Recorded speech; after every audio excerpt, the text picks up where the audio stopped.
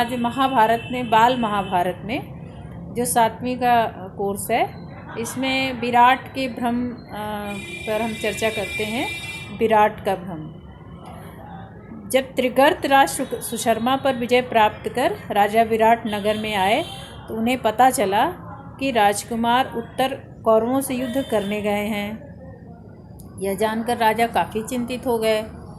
राजा को इस तरह से व्याकुल देखकर कंक यानी युधिष्ठिर ने उन्हें भरोसा दिलाया कि आप राजकुमार उत्तर की चिंता छोड़ दें, उनके साथ बृहन्नला गई हुई है, सारथी बनकर गई है, वो संभाल लेगी सब।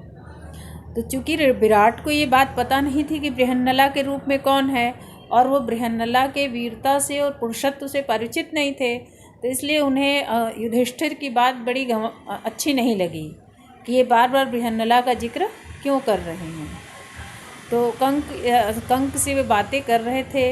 इतने में क्या हुआ कि उत्तर के जो दूत भेजे गए थे वो आए। उत्तर ने जो दूत भेजे थे वो आए और कहा, राजन आपका कल्याण हो, राजकुमार जीत गए हैं।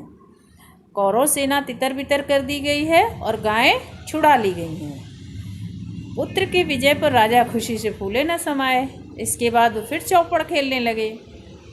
चौपड़ खेलते खेलते राजा ने कंक से कहा कि विख्यात कौरव वीरों को मेरे पुत्र ने अकेले जीत लिया है। तो कंक ने उन्हें कहा, निसंदेह आपका पुत्र भाग्यशाली है, नहीं तो बृहन्नला उनकी सारथी बनती ही कैसे। इस पर राजा विराट गुस्से से बोले, आपने भी क्या बृहन्नला की रट लगा रखी है, मैं अपने पुत्र राजकुमार की विजय की बात कर रहा हूँ। इस पर राजा विराट इस पर जो है आप भी जो है एक सारथी की बड़ाई करने में लगे हुए हैं।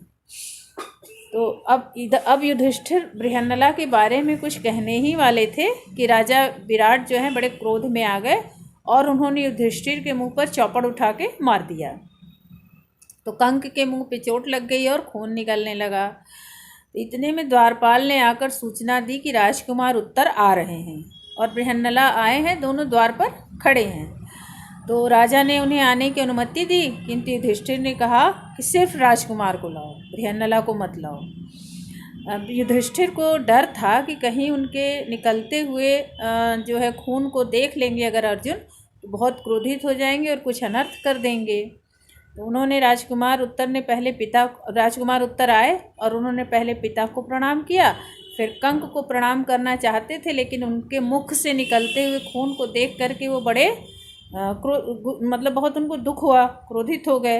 उन्होंने कहा, पिताजी इनके मुख से खून कैसे निकल रहा है। उन्हें बेचैनी इस बात की थी कि उन्हें पता चल गया था कि ये युधिष्ठिर हैं, और जब विराट को ये बात पता चलेगी तो राजा विराट भी बहुत दुखी होंगे। तो इसलिए वो नहीं चाहते थे कि युधिष्ठिर को किसी भी प्रकार की चोट लगे। तो विराट ने बताया कि मैंने ही चौपड़ फेंक करके इनको मार दिया, तो तुम क्यों उदास हो रहे हो, इनको चोट लगा है तो ये देख करके। तो राजकुमार उत्तर काफ़ी भयभीत हो गए और उन्होंने पिता से अनुरोध किया कि वे आप कंक से क्षमा मांग लें।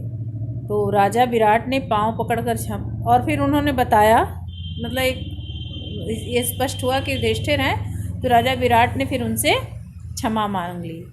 अब राजकुमार उत्तर ने विराट को बताया कि पिताजी मैंने कोई सेना नहीं हराई है, मैं तो लड़ा भी नहीं। विराट ने कौरवों को हराने वाले वीर को बुलाने को कहा। तभी अर्जुन ने सारी सभा में आकर के अपना असली परिचय दिया। वहाँ की प्रजा के आश्चर्य और आनंद का ठिकाना ही नहीं रहा और राजा विराट का हृदय कृतज्ञता, आनंद और आश्चर्य से प्रफुल्लित हो उठा। क्यों? क्योंकि उनकी मदद पांडवों ने की। विराट ने कुछ देर बाद अर्जुन से आग्रह किया कि आप राजकन्या उत्तरा से विवाह कर लें। तो अर्जुन ने कहा कि राजन, मैं चूँकि उत्तरा को नृत्य और संगीत सिखाता रहा हूँ, तो मेरे लिए वह पुत्री के समान है, क्योंकि मैं उसका गुरु हुआ और वो मेरी शिष्य हुई। तो गुरु और शिष्या में किसी भी प्रकार का वैवाहिक संबंध उचित नहीं होता है। तो उन्होंने कहा कि ठीक है। तो उन्होंने कहा कि ऐसा है, मैं अपने पुत्र अर्जुन से उत्तरा का विवाह करवाने के लिए तैयार हूँ।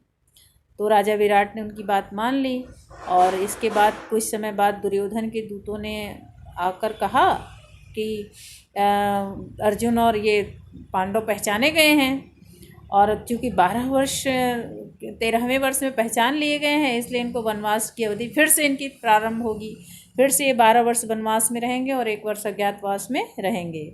इस पर युधिष्ठिर हंस पड़े और बोले, दूतगण, शीघ्र ही वापस जाकर दुर्योधन को कहो कि पितामह भीष्म और जानकारों से पूछकर इस बात का निश्चय करें कि अर्जुन जब प्रकट हुआ था तब प्रतिज्ञा पूरी हो चुकी थी या नहीं।